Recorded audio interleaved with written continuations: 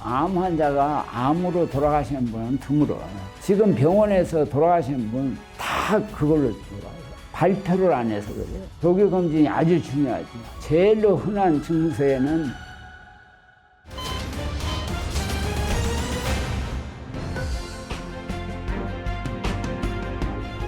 조기 진단을 하면은 관리하기가 쉬워요. 암을 예를 들면은 암 덩어리가 작으면은 수술하기도 쉽고, 약을 주어도 암에 침투해가지고 치료가 비교적 잘 되고 하는데, 암 덩어리가 커지면은 약들이 가운데까지 파고 들어가기가 힘들어요. 이 겉에서만 작용을 하고, 그 암 가운데에는 암만 있는 게 아니고 염증, 괴사 뭐 이런 것들이 다 복잡하게 얽혀가지고 약에 저항하는 세포들이 많이 생겨요. 그 약이나 다른 면역 치료에 암이 작을수록 효과가 있어.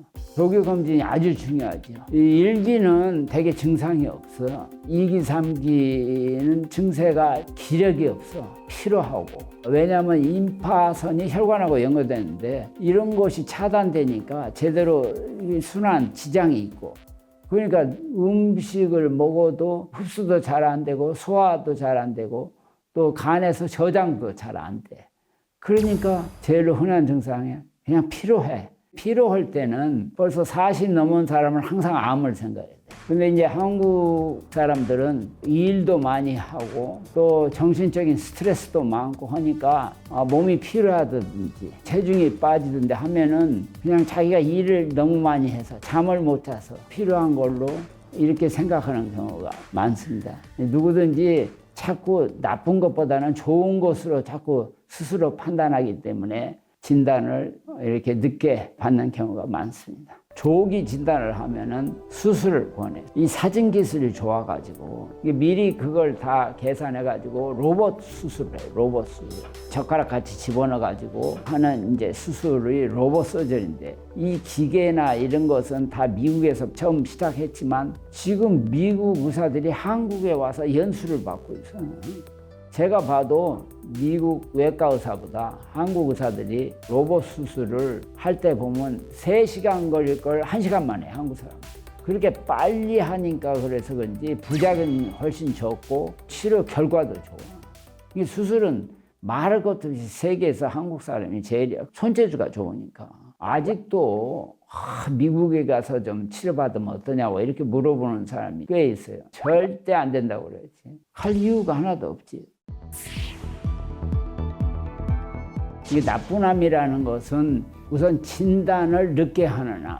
그러니까 한국 사람이 많은 위장계통, 식도암, 위암, 간암, 췌장, 담도암, 또 장암, 직장암, 방광암, 이런 암들은 배 속에서 생기는데 이게 커져가지고 옆에 있는 장기, 특히 혈관, 신경을 눌러야 증세가 생기니까, 그리고 이게 커져가지고 이제 통로를 막아야 이게 증세가 나타나기 때문에 그때까지는 증세가 없으니까 대부분 진단이 늦어가지고 이미 증세가 있을 때는 수술할 수 있는 기회가 대개 10%, 굉장히 적기 때문에 수술을 대부분이 하고 싶어도 늦게 진단을 할 수가 없고, 수술을 그냥 처음부터 하면은 그런 나쁜 암들은 눈에 안 보이는 세포가 옆에 있어가지고 수술할 때 그게 이제 더 퍼치기가 쉽고, 그래서 대부분 이제 항암 치료 이런 걸 먼저 3개월, 6개월 한 다음에 이렇게 한다고.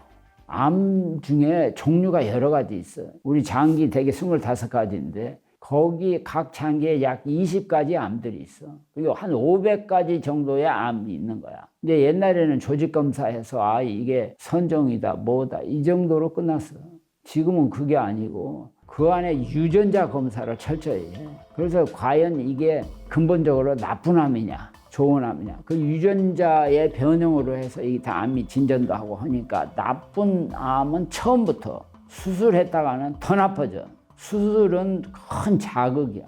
그러니까 마치 상처를 우리가 손에 입었을 때 자꾸 긁으면 어떻게 되냐면 굉장히 더 나빠져. 긁으면. 왜 여기 알러지가 생겨서 긁으면 더 나빠져. 가만둬야지. 그리고 수술은 눈에 보이는 것만 하는 거야. 근데 암세포는 눈에 보이지를 않는 거야. 덩어리가 됐을 때 덩어리를 보는 거지. 1cm 그 크기의 암 안에 암세포가 최소 1000억 개가 있다고. 그 세포가 가만히 있는 게 아니야. 이 생물체니까 움직여.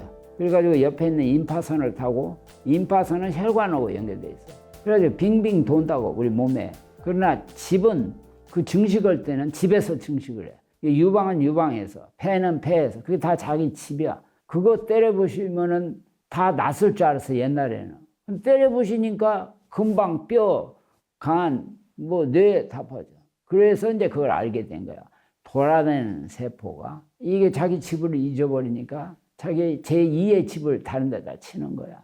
MD 앤더슨은 많은 유명한 사람들이 주로 약물 치료로 해서 그 병원이 유명해. 왜냐하면 암은 전신병, 유전병이니까 결국 약물 치료가 근본 치료야. 이제 유전자 검사를 해서 이게 나쁜합니다 하면은 처음부터 수술을 하는 게 아니고 항암제 또는 면역제 이런 전신 치료를 하는 약을 쓴다고.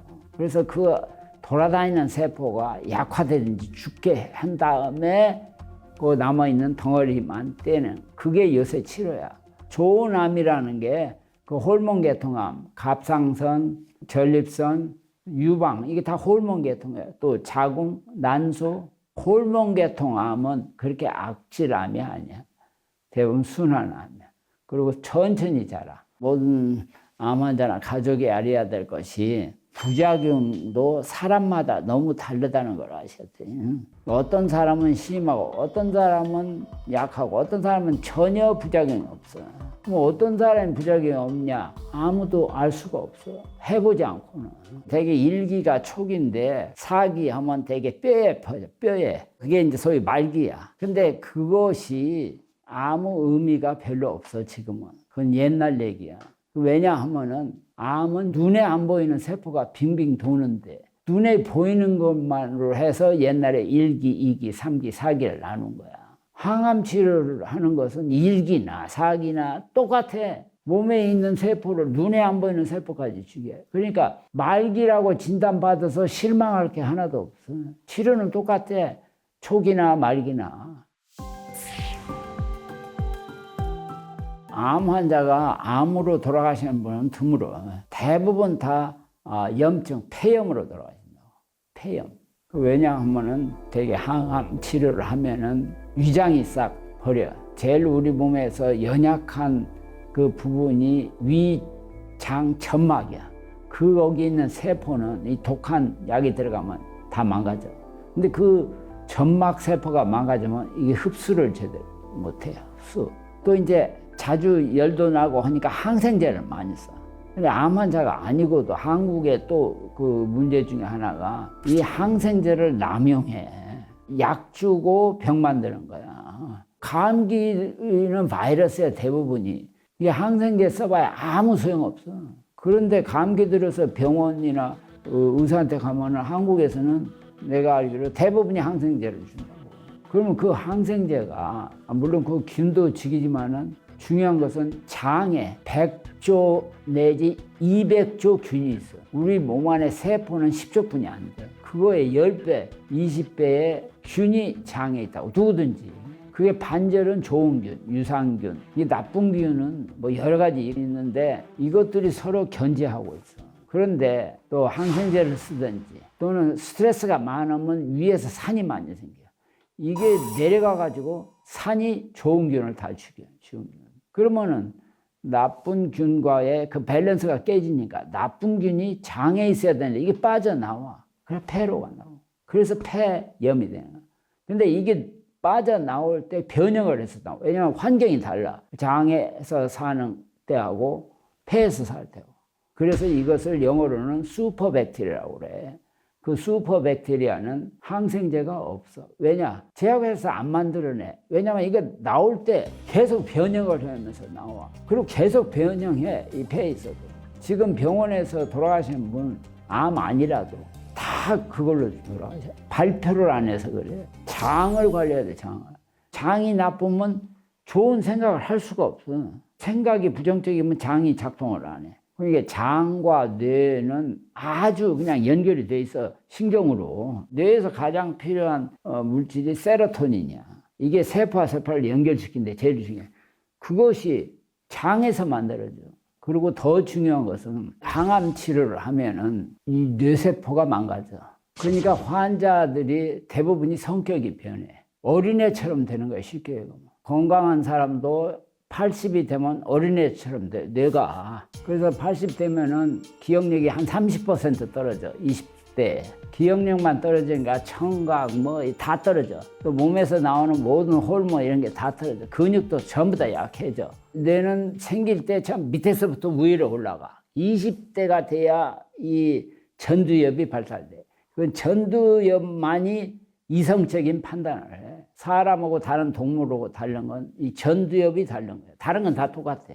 그런데 60대부터 퇴화될 때는 전두엽부터 퇴화돼. 그게 전두엽이 망가지면 이성적인 판단을 못해. 감정적이고 노여워하고 고집이 세. 말 안 들어. 그게 어린애처럼 돼. 자기 주장대로 하고. 이게 뇌세포가 망가지니까 그걸 이해 못하는 부부 또는 자녀들이 아주 힘들어해. 어린애처럼 되니까 그걸 이해를 못하니까 왜 갑자기 이 사람이 이러나. 잘 먹고 마시라고 그렇게 옆에서 조언을 잘하는데도 말하면 할수록 더 안 들어. 먹으라고 하면 더 안 먹어. 마시라고 하면 더 안 마셔. 그러니까 그 심리적인 그런 걸 이해해가지고 말을 않고 그냥 내버려 둬. 음식만 갖다 놓고 마실 거. 그리고 피해주면 혼자 먹고 마신다고. 뇌 조직하고 근 권력은 쓰면 쓸수록 건강해. 다른 조직은 쓰면 쓸수록 이게 나빠져. 이게 폐, 심장, 위, 간은 쓰면 쓸수록 나빠져. 장 이런 거. 늙었다고 움직이지도 않고 드러누워 있으면 그 사람 빨리 죽어. 그런 사람일수록 더 운동을 하고 더 머리를 써, 더 책을 많이 읽어야 돼. 더 음악 감상도 해야 되고 그게 건강의 기본 진리야. 한국 암 환자가 치료를 1차 다 됐는데 재발을 걱정으로 아무것도 안 해. 그냥 걱정으로 또 재발한다는데 미리부터 까무라져. 미국 사람 치고 암 걸려서 일을 중단하는 사람은 없어. 치료 받으면서도 계속 일하고 치료 후인데. 근데 한국 사람들은 암 걸리면 다 일 안 해. 그러니까 치료가 안 되는 거야. 치료하고 난 뒤에도 유지를 못 해. 기력이 없어가지고. 병은 옛날부터 자랑하라고 그래서. 미국 사람들은 이런 병에 걸렸을 때 주위에 그냥 광고를 엄청나게 해. 나 좀 도와달라. 특히 친구, 한국 사람은 정반대야. 일체 비밀로 해달라고 그래. 말을 하지 말래. 그건 큰 잘못이야. 미국 사람들은 금방 광고를 해, 누구든지. 누가 아프다 그러면 서로 모여서 기도하고, 그리고 음식 먹기가 힘들다 하니까 그 사람이 입맛에 좋다는 걸 서로 만들어가지고 가지고 오는 거야. 그러니까 할 수 없이 체면 때문에, 그리고 같이 먹어. 근데 한국 사람들은 일체 안 만나려고 하니까. 그러니까 먹지도 않고 말도 않고 이렇게 하니까 그렇게 가까운 친구들도 모르고 있으니까, 그리고 도와달라고 안 하니까, 그 다음에 이제 나이가 너무 많다든지 또는 지병이 있어가지고 혈관병 뭐 다른 걸로 고생고생 한다든지 이런 사람들은 그런 독한 항암 치료 이런 걸 하면은 훨씬 부담이 크거든. 그보다는 비교적 부작용이 적은 면역 치료 아니면은 보조 치료 권하고, 무엇보다도 가족들한테 암 치료를 해서 무슨 뭐 완치는 할 수 없지만은 이걸 싸워서 이기기 위해서 나가면은 충분히 보통 생활은 다 할 수 있으니까 그런 어떤 마음의 결정, 긍정적인 생각을 불어줘야 돼. 암 치료는 무슨 약, 수술, 방사선으로만 되는 게 아니에요. 의사들은 육체는 다를지 몰라도 그 개인의 마음, 영혼을 어떻게 할 수가 없어요. 그러나 가까이 있는 가족들은 제일로 그 사람의 마음을 잘 알 수 있고 영혼까지도 알 수 있어. 그러니까 그 사람들이 도움이 필요해. 미국에 있는 암병원들도 요새 환자가 나 기운이 없어서 죽겠네 하면 기운 내는 뭐든지 먹고 마시고 하라고. 그런 걸 먹으면서 치료를 하는 건 뭐 당연한 거야. 그래야지 몸 전체가 튼튼하고 다 좋은 거지. 그런데 이성스럽게 한국에서는 환자들이 그런 소리 했다가는 다시는 못 오게 한다고. 의사들이. 그러니까 난 이해가 안 돼.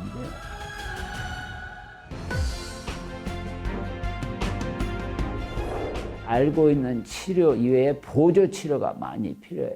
치료들이 다 독성이 있으니까. 미국에 있는 암병원들도 요새 이제 한방 비슷하게, 왜냐하면 약약으로 해도 안 되는 것을 알아가지고, 이게 몇천 년 동안 내려온 한방이 뭐가 도움이 되겠다 해서 그걸 굉장히 육성을 많이 했어. 대개 항암 치료하면 위장계통 벽이 허르니까 구역질 나고 이러거든. 그러면 생강, 티 이런 것들이 좋은 거 알으니까 그런 걸 계속 마셔가면, 또 하버드 같은 데서는 십자대복탕이라고 쌍화차 비슷해. 이런 걸 줘가면서 치료를 해. 그리고 환자가 나 기운이 없어서 죽겠네 하면 기운 내는 뭐든지 먹고 마시고 하라고. 인삼이 좋다 그러면 막 인삼 먹으라고 그러고 다 한다고. 그런데 이성스럽게 한국에서는 환자들이 그런 소리 했다가는 다시는 못 오게 한다고. 의사들이. 그러니까 난 이해가 안 돼. 모르는 무슨 한약을 쓰면 혹시 간에 손상이 있을까 해서 좀 경계를 하고 권하지 않는 게 좋겠지만은, 널리 알려진 뭐 버섯, 인삼 이런 것은 얼마든지 권하고 장려해야 되는데, 한국 의사들은 자기들이 쓰는 거 이외에 다른 것을 쓴다 그러면 아예 그냥 다시는 못 오게 한다고. 부작용도 사람마다 다 다르니까 일률적으로 얘기하기는 힘들어. 그러나 환자가 치료를 잘 받으려면 체력이 유지돼야 돼. 그러니까 환자가 아닌 사람은 늘 건강 식사를 해야 돼. 그러나 환자인 사람은 영양 식사를 해야 돼. 그래야 치료를 받을 거야. 좋은 거 있긴 있지. 이제 여러 가지 각종 베리라는 음식, 스트로베리, 블루베리, 블랙베리 이런 베리들이 수소가 많다고. 수소, 활성산소가 불완전한 산소야. 이것들이 DNA를 파괴시켜. 그러니까 이걸 왕창 많이 먹으면은, 수소를 많이 공급시키면은 H가 O에 붙어가지고 H2O 물로 돼가지고 오줌을 많이 싸요. 그런 약들이 지금 많이 나와 있어. 그 후코이다라는 약이 일본에서 굉장히 많이 쓰이고 있는데, 이게 그 미역 다시마에서 뽑아낸 성분이야. 그보다 더 좋은 것은 감태. 아주 밑바닥에서 나온 음식물이야. 왜 이게 지난 100년 이상 일본에서 오랜 동안 알려져 있는 거니? 거북이가 최소 200년, 300년 살아. 이 거북이들을 연구해 보니까 이 거북이들이 다른 건 안 먹고 미역, 다시마, 감태만 먹는데, 최근에 한국 식품공학자들이 전라남도 완도 바다에서 캐낸 감태를 조사해 보니까 일본 것보다 그 안에 폴리페놀이라는 성분이 있어. 그게 염증을 다 방지해. 또 플라비노이드라는 성분이 있어. 그게 암을 방지해. 그래서 서울대학에서 작년에 그걸 임상 실험을 했고, 그랬더니 역시 기대했던 대로 부작용은 굉장히 좋은 거야. 그런 걸 먹으면서 치료를 하는 건 뭐 당연한 거야. 그래야지 몸 전체가 튼튼하고 다 좋은 거지. 그런 것을 꺼려 해가지고 뭐 하지 마라 해서 그건 말이 안 되는 거야. 치료를 받기 위해서 체력을 유지해야 되니까 영양식은 단백질 위주로 해야 되는데, 아침에도 단백질을 많이 섭취하기 위해서 계란을 그걸 쪄놨다가 아침에 일어나서 그걸 내분해서, 그냥 먹기는 찐 계란 그냥 많이 먹으려면 맛도 그렇고 이게 지겨워. 그러니까 그것을 김으로 싸서 먹어야 돼. 김은 굉장히 좋은 프로테인이야. 식물성 프로테인. 해초 산물은 다 건강에 좋은 성분을 가지고 있어. 그리고 거기다 소금을 약간 뿌렸으니까 이게 먹기가 쉬워. 또 감자도 쪄놨다가 김으로 싸서 먹어야 돼. 아침에 김으로 그냥 먹지 말고. 두부도 약간 슬라이드 데펴서 그 다음에 그걸 먹을 때는 김으로 싸서. 요새 김들은 작게 잘라가지고 이렇게 먹기가 쉽잖아. 그걸 싸서. 돈 있는 사람은 감태를 싸서 먹으면 돼. 근데 감태는 소금이 없거든. 그러니까 어떤 사람은 내가 이런 얘기 했더니 자기는 감태로 덮어서 그 다음에 바깥에 김으로 싸서 이렇게 먹는다 그러더라고. 그거 좋지. 이렇게 프로테인을 위주로 해야 돼. 프로테인. 왜냐? 프로테인이 집 같으면 기둥 역할을 하는 벽돌 짝이나 마찬가지야. 이게 집이 무너지지 않으려면 벽돌이 튼튼해야 돼. 튼튼하게 하는 것이 바로 단백질이야. 그리고 지방질도 우리 몸에서 중요해. 특히 이제 자라는 애들, 면역청. 포화 상태 기름은 나쁜데 불포화 기름은 몸에 좋은 거야. 필요해. 그게 주로 어디에 있는 거니? 올리브 오일이 제일 많아. 올리브 오일. 요새 고급 식당은 모든 튀기는 걸 다 올리브 오일로 한다고. 포도처럼 이렇게 돼서 안주 술 할 때 마시는 사람도 있고 프라이 이런 거 할 때 올리브 오일을 자꾸 씁니다. 올리브 오일. 식물성 기름, 나쁜 기름, 그게 포화된 기름이야. 그게 로우 덴시티 콜레스테롤이라고. 이것이 몸에 들어가면은 혈관벽에 들어붙어 가지고 혈관을 좁히고, 이게 혈관이 70% 이상 막혀지기 시작하면 혈전이 생겨요. 혈전이 이게 쪼개져 가지고 작은 모세 혈관으로 막 들어간다고. 이게 심장마비, 뇌졸중, 이게 다 그런 걸로 생기는 거야. 각 기관에 피가 제대로 들어가야 그 기능을 제대로 할 수 있어요. 근데 혈관이 막히기 시작하면 피가 덜 가니까, 산소가 덜 공급되니까 각 기능이 망가질 수밖에 없어요. 그러니까는 삼겹살이 제일로 나쁜 음식 중에 하나야, 삼겹살. 근데 이제 이게 40 이전에는 이걸 먹으면 라이페이스라는 그걸 녹이는 효소가 몸에서 충분히 나와. 근데 40 이후부터는 모든 효소, 호르몬이 점점 적게 나와. 근데 영양분 중에 이 탄수화물은 기운을 내는 건 좋지만 그걸로 해서 당뇨병 뭐 이런 게 많이 생겨. 탄수화물이 나쁘다. 그러다 안 먹으면 안 좋은 거야. 탄수화물 중에서도 흰쌀밥, 흰 밀가루는 완전히 설탕이야. 그거 말고 다른 밀가루도 모밀 밀가루 또는 밥도 현미, 그런 거에도 당이 있긴 있지만 훨씬 적어. 그런 걸 자꾸 사용하죠. 맛있는 음식이라는 건 다 달고 기름지고 이게 나쁜 음식이야. 맛있는 음식은 사실은 독약이라 생각하면 돼. 그런데 이제 40 전에는 그걸 녹이는 효소가, 또 인슐린도 40 전에는 충분히 나와. 그러니까 단 걸 많이 먹어도 그걸 분해하는 힘이 많이 있어. 근데 40이 넘으면 이게 점점 적게 나온다고. 이런 맛있고 이런 것을 뇌가 딱 기억을 오래 해가지고 맛없는 것보다 훨씬 기억을 오래 해서 자꾸 그걸 생각나게 만드는 거야. 그리고 습관이란 건, 어려서 습관은 고치기 힘들어. 계속 그게 유지돼. 암을 예방한다는 것은 건강식을 위주로 해서 예방해야 돼. 건강식. 그 나쁘다는 요인이 될 수 있는 삼겹살이라든지 기름기진 거, 단 거, 이런 거 다 피하는 것이 암뿐만 아니라 모든 질병, 만성 염증을 방비하는 거예요. 그 염증이 모든 병을, 특히 암을 촉진시키니까, 유전자를 변화시키니까. 그러나 일단 암이 진단을 받으면 영양식을 해야 돼. 파괴된 조직 이런 걸 이제 증식시키고, 계속 항암 치료를 받을 때는 조직 파괴로 인해서 약해진 허벅지, 다리 뭐 이런 데 기운이 없어서 빌빌대니까 그걸 보충하려면 잘 먹고 마셔야 돼. 고기 중에서도 다른 고기들은 몸에 들어가면은 산성이 돼. 산성. 나쁜 거야. 그리고 쇠고기, 돼지고기는 그 심줄 이런 데 나쁜 그 기름이 있어. 근데 이 기름이 그렇지 않아도 혈관병이 60대면 다 혈관병이 있다고. 그러면 안 되지. 그러니까 오리고기, 흑염소 이런 것은 담백해. 나쁜 기름이 거의 없고 비계 그것만 떼어내면. 그리고 묘하게 이런 것들은 들어가서 알칼리성을, 우리 몸 알칼리, 산성이 아니고, 이 고기를 빨리 먹어버리면 변비가 반드시 된다고. 변비. 그러니까 변비로 인해서 장암이 생기는 거야. 물은 빨리 되고 고기 덩어리들은 흡수가 천천히 되니까 그 압력이 장에서 커져.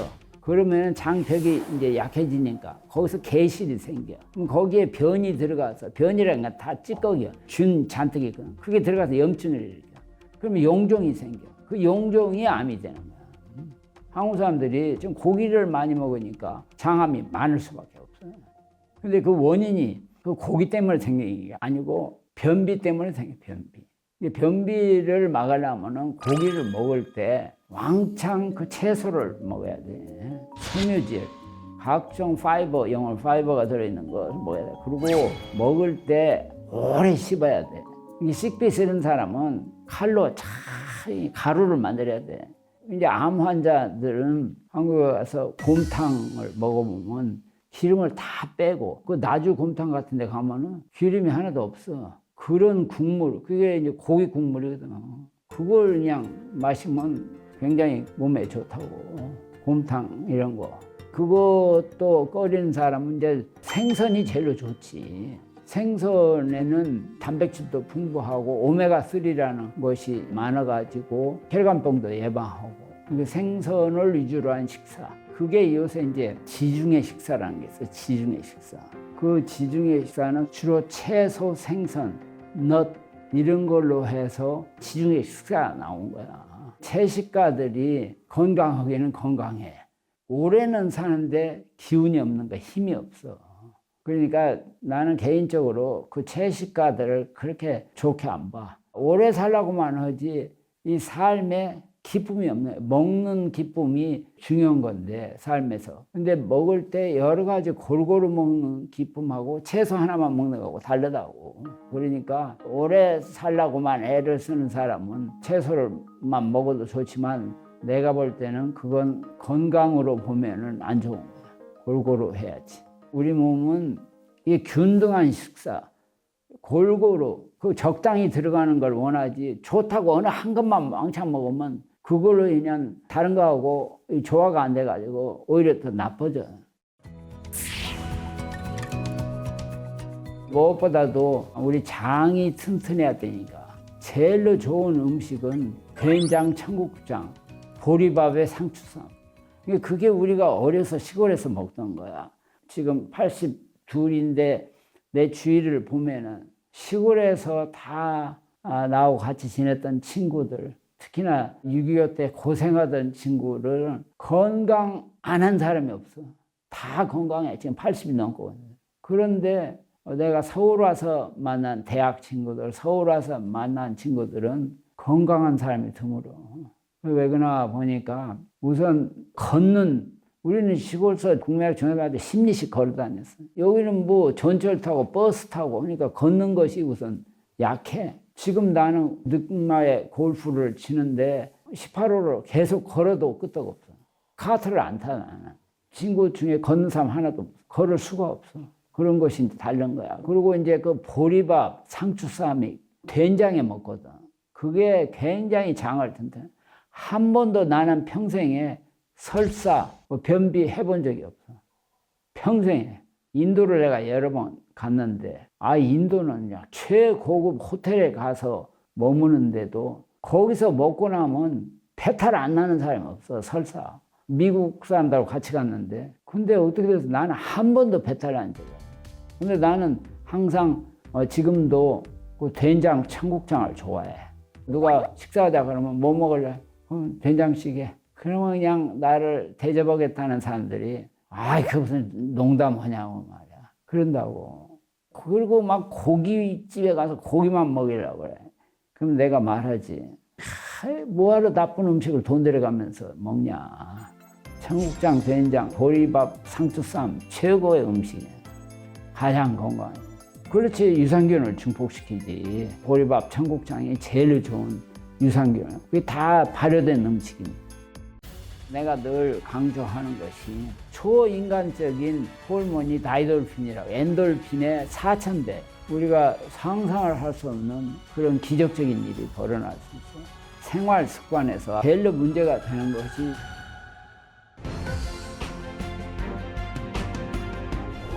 한국 사람은 내가 보면은 우선 스트레스가 제일 문제야. 스트레스. 이게 우리 몸에서는 산소를 안 만들어내. 공기가 들어가서 산화작용을 해야 우리 몸이 다 기능이 이제 정상적인 활동을 하는데 이 산소가 많이 들어가도 문제고 적게 들어가도 문제야. 근데 적당히 들어가도 스트레스가 많으면 갑자기 산소가 깨져버려. 그래가지고 활성산소로 되는 거야. 그래서 이 활성산소가 유전자를 변화시켜요. DNA를 파괴시켜. 불안정해가지고 이게 막 DNA를 손상할 수 있고 거기서 모든 병이 생기는 거야.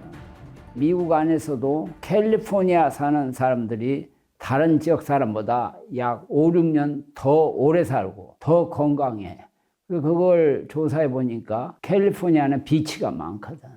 이게 어려서부터 이 해변가를 맨발로 다녀. 지금도 늙은 사람, 젊은 사람 다 그 비치가 시원하고 걷기 좋으니까 다 맨발로. 그러니까 활성산소가 자연적으로 줄어드는 거야. 그러니까 모든 병 예방, 암뿐만 아니라 모든 병 예방에 맨발로 땅을 걸으면은 그 과학적으로 그건 도움이 되지. 이 지구는 큰 자석이고 지구 안에 이 흙 속에 특히 그 황토 이런데 그 여러 가지 이제 원소 한 30가지가 있는데 이제 그 중에서 수소가 있기 때문에 우리 몸은 이게 전자 회로처럼 돼 있어요. 모든 세포가 연결되고 이런 신경도 연결되고 그리고 우리 몸은 하나의 자석이야. 그래서 맨발로 땅을 걸으면은 그 지구에 있는 이온들하고 몸에 있는 이온들이 왔다 갔다 서로 연결이 돼 있어요. 그래서 이런 활성산소가 있으면 불완전한 O 또는 HO 이게 있으면 땅속에 있는 H가 우리 몸에 더 많이 들어와가지고 H2O로 만들어가지고 물로 해서 오줌을 많이 싸게 한다고. 결론은 그게 도움이 돼. 그러나 그것만 갖고 뭐 암을 치료하겠다. 그건 잘못된 거야. 암이 그렇게 어떤 한 요인으로 되는 게 아니야. 도움은 돼.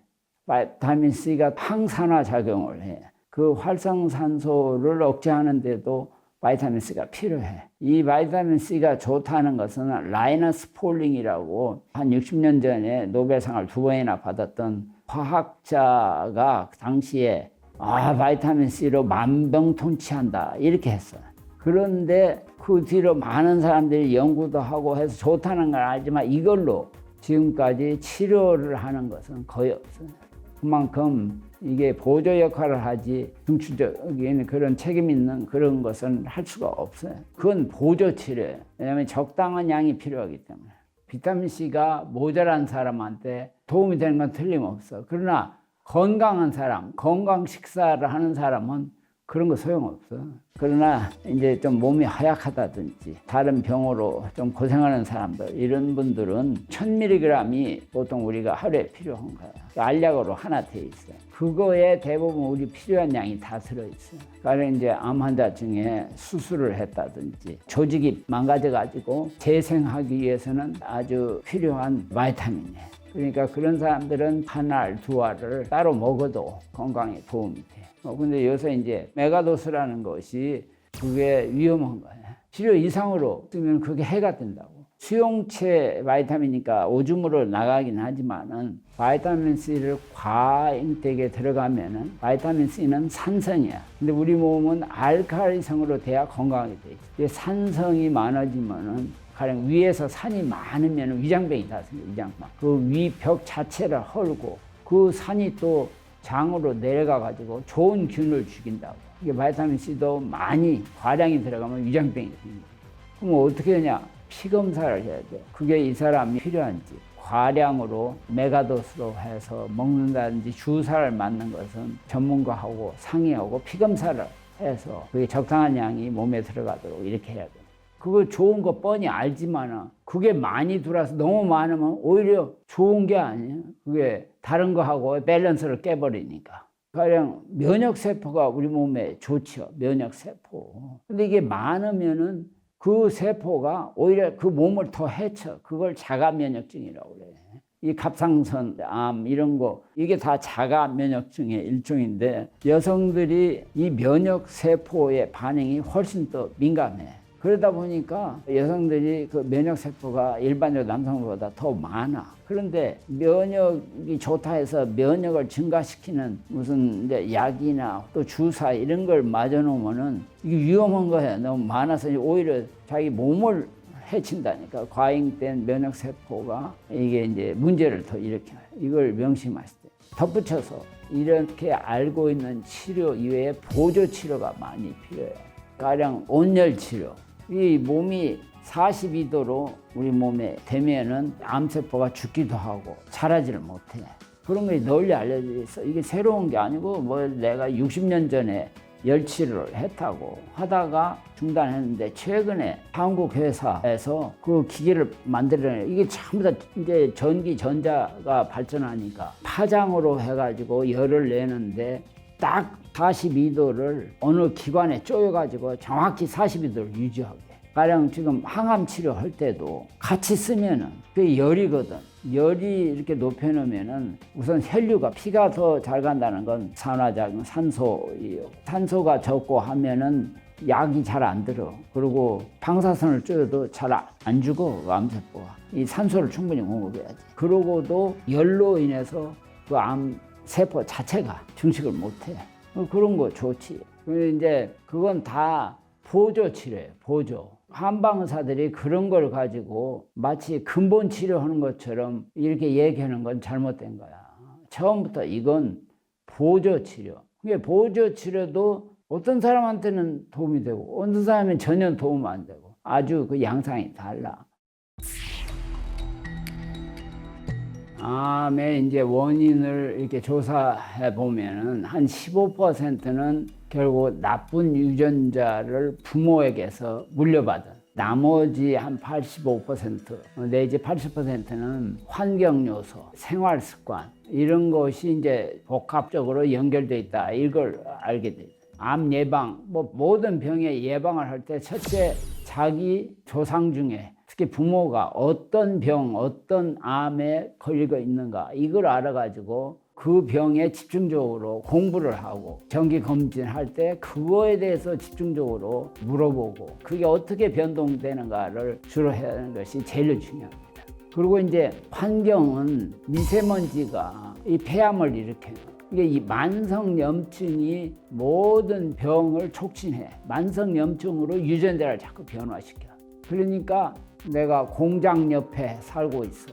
또 먼지가 많이 나는데 근데 자기 집안에서 폐암이 부모 누가 형제가 있다 하면 그런 사람은 거기를 벗어나야 돼. 특히 폐암 중에서 흉막이라는 막에 생기는 특수한 암이 있어. 아주 나쁜 암, 미소셀리오마라는 그 암은 이 건축하는 사람들에게서 생겨. 건축할 때 이 벽에 성면이라는 게 들어가요. 그 성면이 발암물질이야. 일하면서 그걸 들이키면은 그 사람은 그 암을 걸릴 확률이 아주 높아.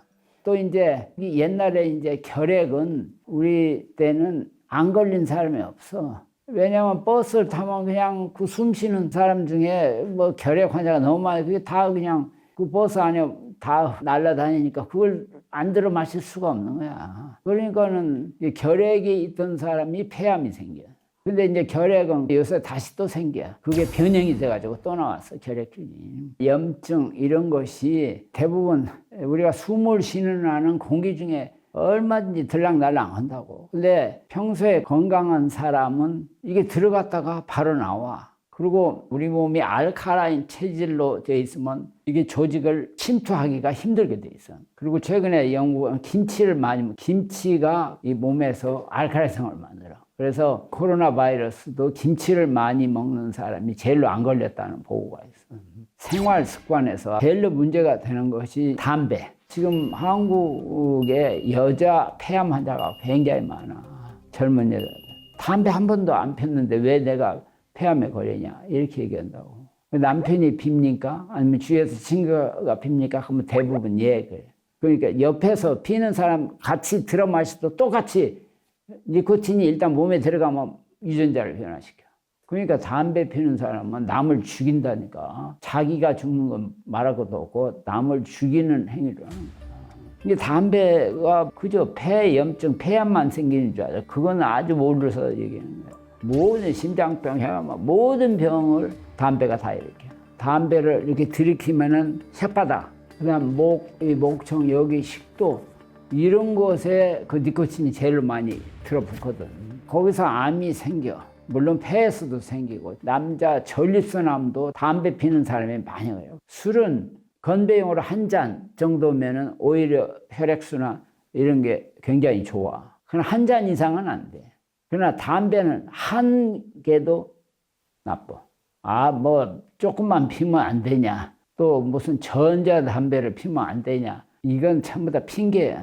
이 뇌가 자꾸 그 나쁜 건데도 다른 어떤 것보다도 더 기분 좋게 착각을 하게 만들어. 우리 몸에서. 담배 끊기 힘들어. 한번 경험한 사람들은 굉장한 각오가 있어야 돼. 그래서 젊어서 일찍 끊어야 돼. 그게 오래되면 오래될수록 불가능해. 지금의 최상의 우리의 목표는 암을 관리하는 거야. 죽을 때까지 자기 수명대로 암 가지고 같이 살게 하는 거야. 암은 당뇨, 고혈압처럼 만성병 중에 하나. 그러니까 관리를 잘 하면은 자기 수명대로 살 수 있는 현재의 진단, 치료가 나와 있으니까 암을 걸렸다고 해서 죽을 병, 뭐 이렇게 생각하는 것은 잘못된 생각이에요. 병은 육체만 고쳐서는 안 돼. 이 마음과 또 영혼, 전반적인 것이 잘 관리가 돼야 되는데 이게 옛날 말이 지금 생각해보면 굉장히 과학적으로 다 맞는 거야. 고생은 금을 주고도 못 산다. 그건 막 정확하게 맞는 거야. 고생을 하면은 그걸 이겨내려고 하는 힘이 생겨. 죽냐 사냐 하는 데는 정신이 오직 살아야 되겠다는 그거예요. 암도 그런 위치에 있다고 생각해봐. 내가 살아야 되겠다는. 그러면 산다고. 초인간적인 호르몬이 다이돌핀이라고, 엔돌핀의 4,000배. 정신력이 강한 사람에게서 이게 나오는 거야. 우리가 상상을 할 수 없는 그런 기적적인 일이 벌어날 수 있어. 이런 얘기를 지난 14년 동안 대학에서, 교회에서, 방송, 신문에서 다 했는데 변화된 게 하나도 없어. 그럼 왜 그러냐 이거야. 이렇게 좋은 얘기를 해주는데도 안 들어요. 치료를 잘 받는 사람의 상대적으로 치료가 안 되는 사람하고 가장 다른 점의 첫 번째는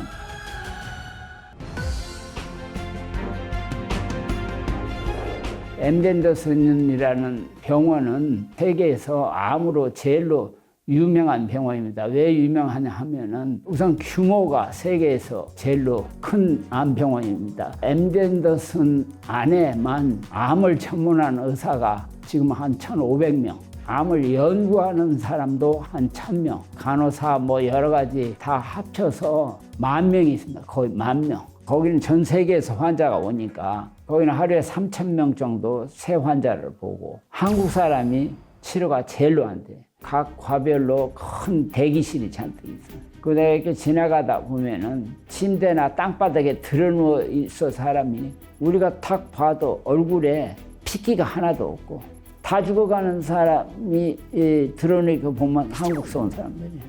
서양 사람은 다 앉아 있는데 환자 같은 사람이 거의 없어. 이게 환자인지 가족인지 혼동할 정도. 근데 한국 환자들은 처음에 대개 몇 년이나 살겠습니까? 이야기 얼마나 잘 듣습니까? 이렇게 물어봐요. 근데 미국 환자들 뿐만 아니라 서양 환자들 최소한 제 경험에서 보면은 그런 질문을 하는 사람은 단 한 사람도 못 봤어요. 왜냐하면은 내가 몇 년 살 수 있나? 죽고 사는 것은 의사가 알 수가 없어요. 죽고 사는 건 그야말로 하나님만이 알지. 아무도 알 수가 없어. 알 수가 없는 그런 질문을 하는 사람도 그걸 답을 하는 사람은 더 웃기는 거야. 근데 이상스럽게 한국 환자들은 그걸 물어봐. 그리고 또 한국 의사들은 그걸 막 아주 그냥 금방 대답을 해. 그런데 미국 사람들은 절대 그런 거 물어보지도 않고 그걸 한국 환자가 물어보면은 답을 우리는 잘 몰라요. 그러면 한국 환자들은 왜 이렇게 유명한 사람이 그것도 모르냐 하는 식이야. 일반적으로 암 환자한테 쓰는 약은 거의 30%뿐이 안 들어요. 재발하는 환자들 10%뿐이 안 들어요. 그리고 새로 나온 약들은 되게 1%뿐이 안 들어요. 그러면 우리가 그걸 설명을 한다고. 이건 새로 나온 약인데 1%는 안 듣습니다. 하면은 미국 환자들이나 가족들은 그 자리에 앉았다가 뻘떡 일어나요.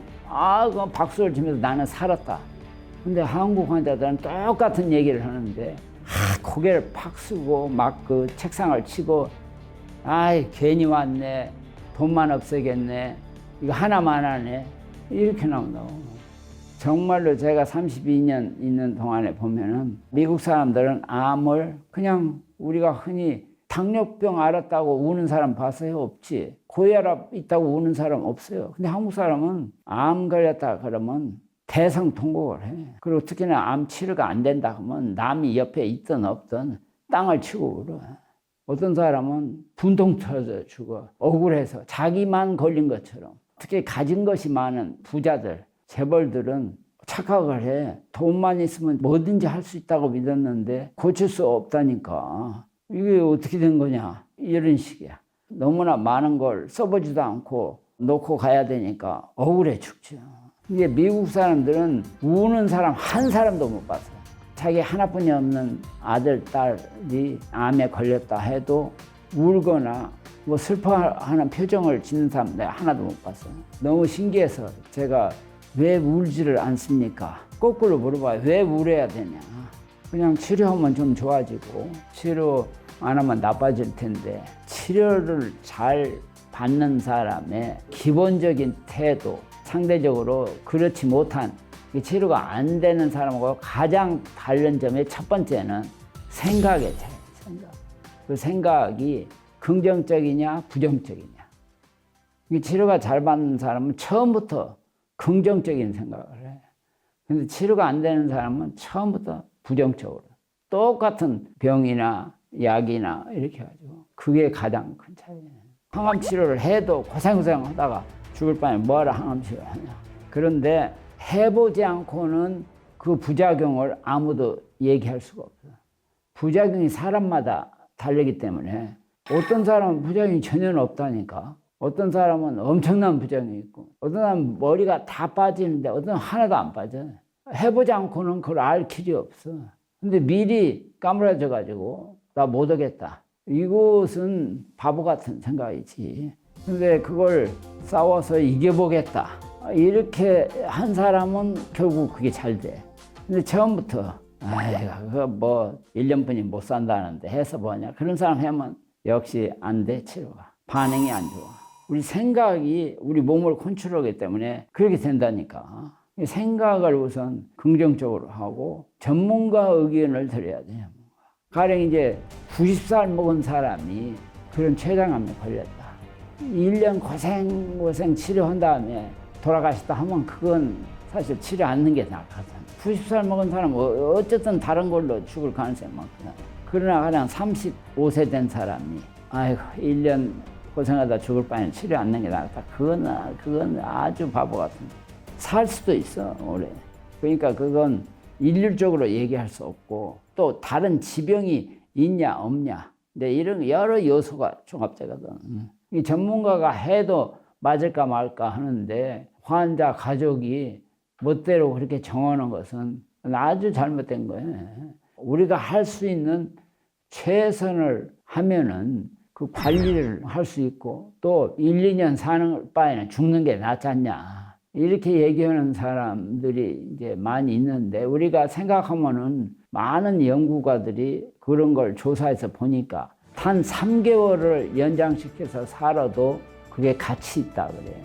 왜냐하면 그 사이에 인간으로서 본인 자신이 달라진다 할까 또 주위의 가족들이나 많은 사람을 변화시킬 수 있다는 거야. 그러나 금방 죽어버리면 그런 기회가 없다는 거야. 지금 뭐 많은 사람들이 뭘 고친다. 완치라는 게 있을 수가 없어. 그냥 레미션이라는 영어로 쓰는데 그건 일단 중지시킨다. 암을 일으키는 요인, 암에 진전하는 그걸 연구들 많이 해보니까 너무너무나 많은 거야. 사람마다 다 차이나. 그 암 자체가 계속 변형을 해. 생물체는. 그러니까 바이러스도 우리 몸에 들어가면은 없어지는 게 아니에요. 바이러스가 숨어 있어. 몸이 필요할 때 다시 나타나.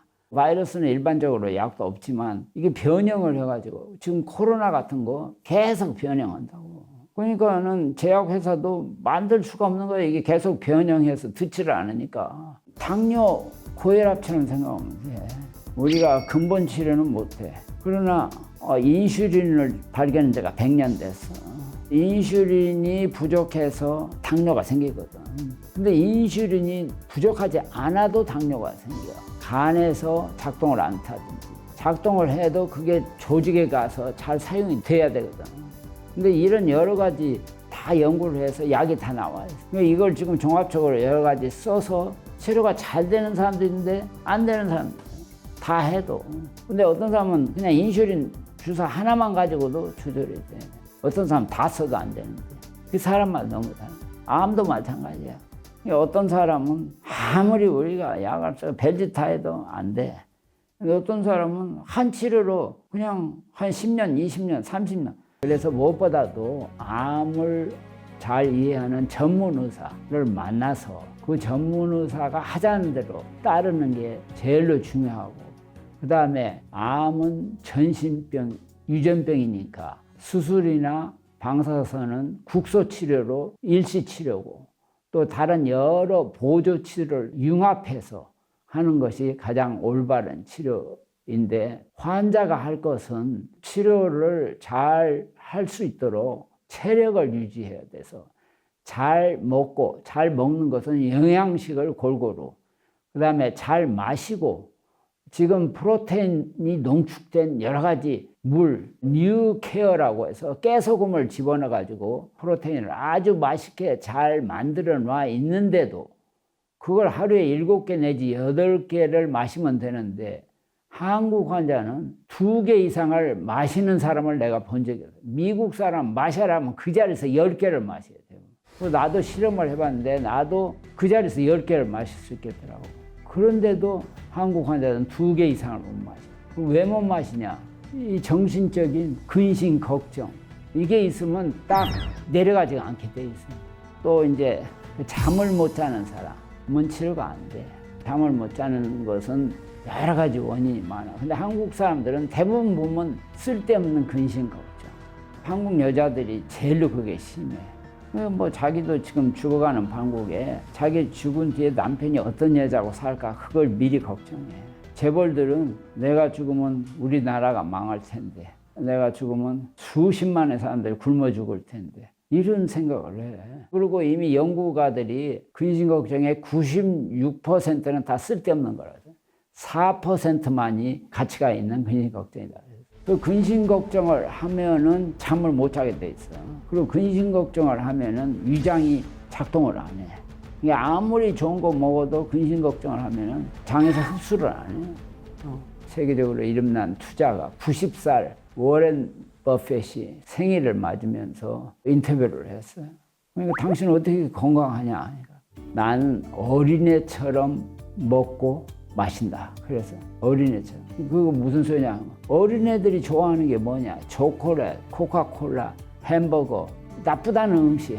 그걸 다 먹는데 나는 그거 먹으면서 정말 마음의 즐거움을 갖는다.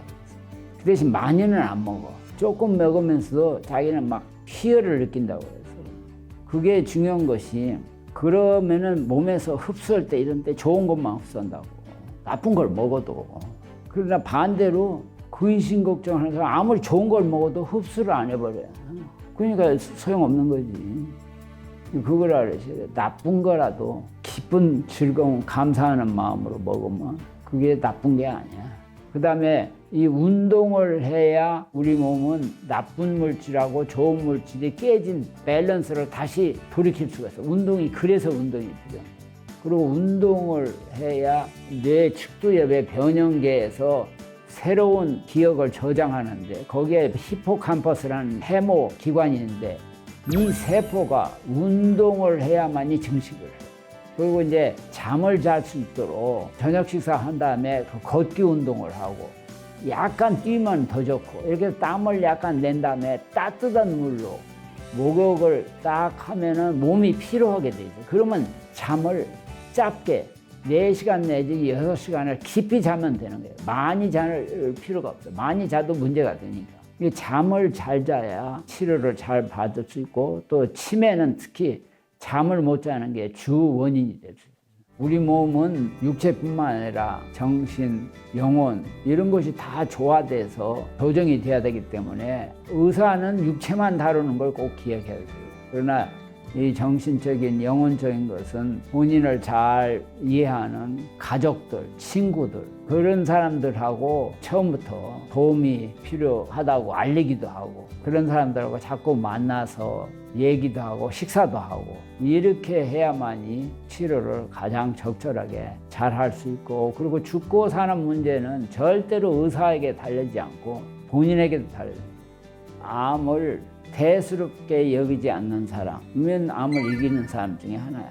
소위 이제 깡패 출신들 또 감옥서에 많이 들락날락 하던 사람들 이런 사람들은 암 걸려도 무서워하지를 않아. 평소에 늘 죽을 고비를 많이 겪었던 사람들. 나도 월남에 가서 2년이나 있다 왔지만 거기서도 보면은 그냥 총탄을 여기저기 맞고도 가만히 있는 사람이 있어. 근데 그냥 이런 팔뚝 이런데 한 방 맞고도 소리 지르고 막 나 죽네 어쩌네서 그렇다고. 암을 그냥 보통 일반 만성병으로 생각하면은 놀랄 게 하나도 없거든. 그런 사람은 치료가 잘 돼.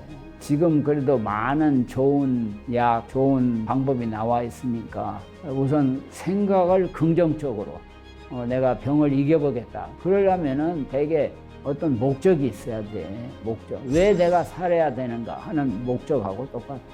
병을 이기기 위해서도 막연하지만은 그런 어떤 목적, 내가 살아서 남아있는 동안에 남을 위해서 무슨 일을 하겠다든지 이런 생각을 하면은 몸이 활성화된다고.